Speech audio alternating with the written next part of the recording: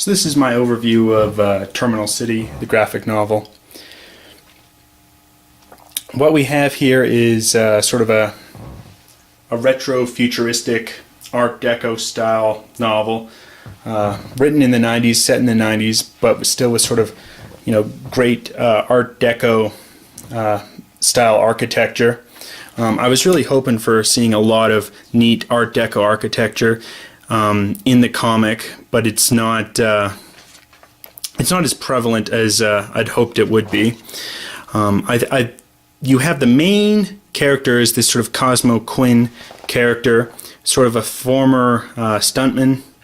Did scaling of giant buildings, that type of thing, till he had a falling out, sort of a big mishap, and now he's a window cleaner. What we have, sort of the main plot point, is there's this search for these jewels that are inside encase Nostradamus' eyes. That's sort of the main plot point, but then nothing is really ever finalized. There's so many plot threads sort of left hanging throughout this. You have some other characters. You've got the captain here, and he's sort of always quoting things from Moby Dick. I find a lot of this graphic novel is just not original stuff, but just copying and pasting from other people. The mayors are Mayor Orwell and Mayor Huxley. Oh, look how ingenious we are, huh? It's just, I think, not a very well kept novel. Things are just not resolved well.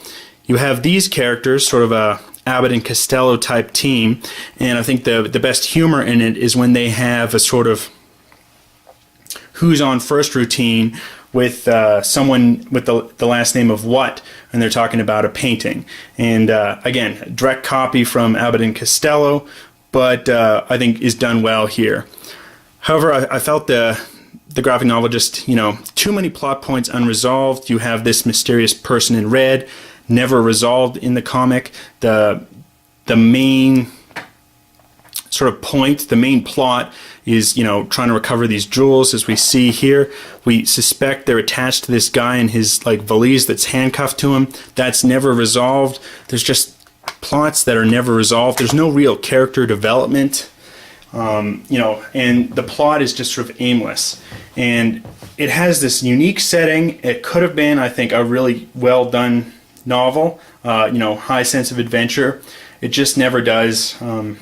I would not recommend this. The Art Deco attraction, isn't as prevalent as you'd hoped it would be. Too many plot points unresolved, and not much development of the characters. So unfortunately, I would tell people, if you're looking for this, maybe try something else. But this, not a great novel, and I'm going to be trading it away or selling it soon.